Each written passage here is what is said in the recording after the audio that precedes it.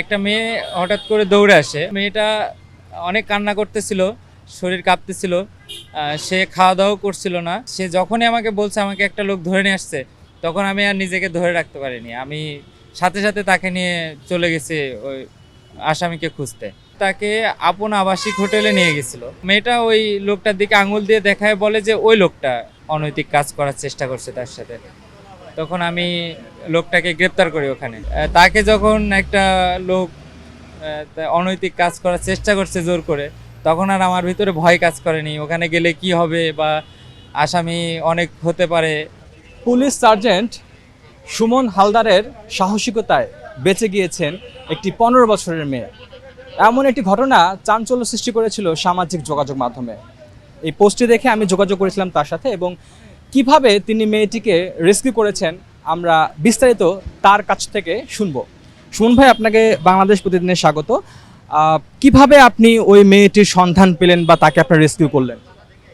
আমি ডিউটি করার সময় মহাখালী প্লাজার সামনে যখন ডিউটি করতেছিলাম, দুইটা বাস দাঁড়ানো ছিল। ওই দুইটা সরানোর পরে একটা মেয়ে হঠাৎ করে দৌড়ে আসে। ওখানে অনেক মানুষ ছিল, কিন্তু মেয়েটা আমার কাছেই দৌড়ে আসে। হয়তো পুলিশের প্রতি তার অনেক আস্থা আছে, বা হয়তো ভাবছি যে পুলিশের কাছে আসলে আমি নিরাপদ থাকবো।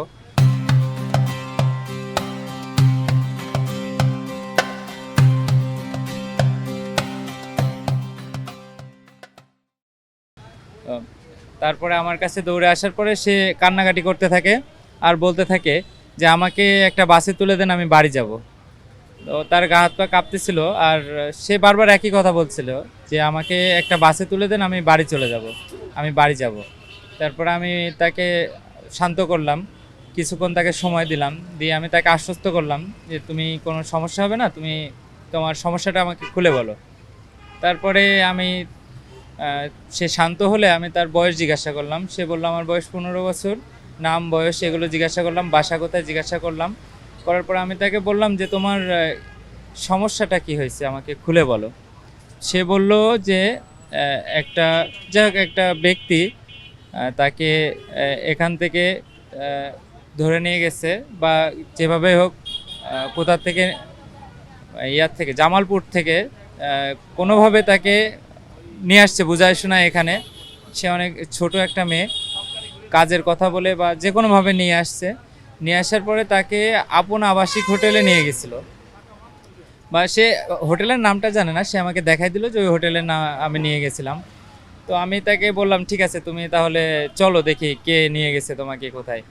তো সে ভয় পাচ্ছিল, তার শরীর কাঁপছিল আর সে ভয় পাচ্ছিল, আসলে আমার সাথে যেতে চাচ্ছিল না। তা আমি বললাম যে তুমি চলো, কোনো সমস্যা নেই, আমি তোমার সাথে আছি, কোনো সমস্যা হলে সেটা আমি আমি দেখব। তারপরে মেয়েটা আমাকে বলল, দেখাই দিল যে কোন দিক দিয়ে যেতে হবে। তো সেই দিক দিয়ে আমি তার সাথে গিয়ে, মেয়েটার সাথে গিয়ে আপন হোটেল দেখি, ওটা আপন আবাসিক হোটেল। ওখানে গিয়ে একটা দুইটা লোককে দেখতে পাই। একটা ওখানকার পরিচ্ছন্ন কর্মী সম্ভবত, আর একটা লোক। তো মেয়েটা ওই লোকটার দিকে আঙুল দিয়ে দেখায়, বলে যে ওই লোকটা তাকে গলায় ওড়না পেঁচায় ধরছে, তাকে হ্যারাসমেন্ট করছে, অনৈতিক কাজ করার চেষ্টা করছে তার সাথে। তখন আমি লোকটাকে গ্রেপ্তার করি ওখানে। তাকে ধরে নিয়ে আমি নিজে হেফাজতে নিয়ে মেয়েটাকে নিয়ে একসাথে আমি তাকে মহাখালী রেলগেটের পুলিশ বক্সে নিয়ে যাই। পরবর্তীতে কন্ট্রোলের মাধ্যমে থানার গাড়ি কল করে থানার অফিসারদের কাছে, তেজগাঁ শিল্পাঞ্চল থানার অফিসারদের কাছে ভিকটিম এবং আসামি দুজনকে সোপর্দ করি। মেয়েটার শারীরিক অবস্থা, মেয়েটা অনেক কান্না করতেছিল, শরীর কাঁপতেছিল। সে খাওয়া দাওয়াও করছিল না।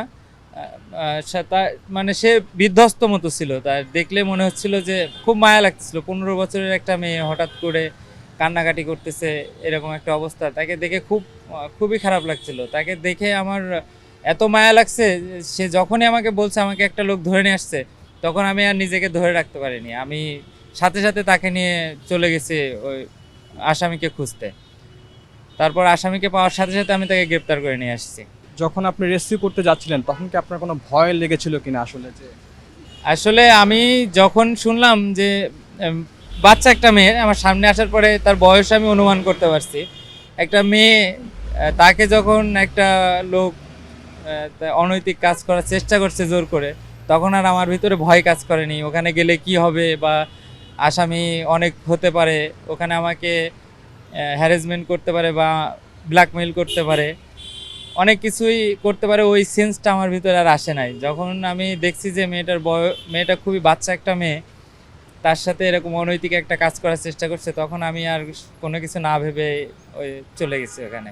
ওখানে গিয়ে আমি যখনই মেয়েটা আমাকে দেখাই দিছে উনি আসামি, আমি তখনই আসামিকে গ্রেপ্তার করছি। আমরা আসলে এই পুলিশ সার্জেন্ট ভাইয়ের বিষয়টা শুনলাম এবং শুনে যেটা মনে হলো যে মানুষের আসলে এখনও পুলিশের প্রতি আস্থা রয়েছে এবং সে আস্থার কারণেই কিন্তু এই মেয়েটি তার কাছে আশ্রয় চেয়েছেন এবং যথেষ্ট সাহায্য করার সুমন হালদার তিনি চেষ্টা করেছেন। ধন্যবাদ সবাইকে, ভালো থাকবেন।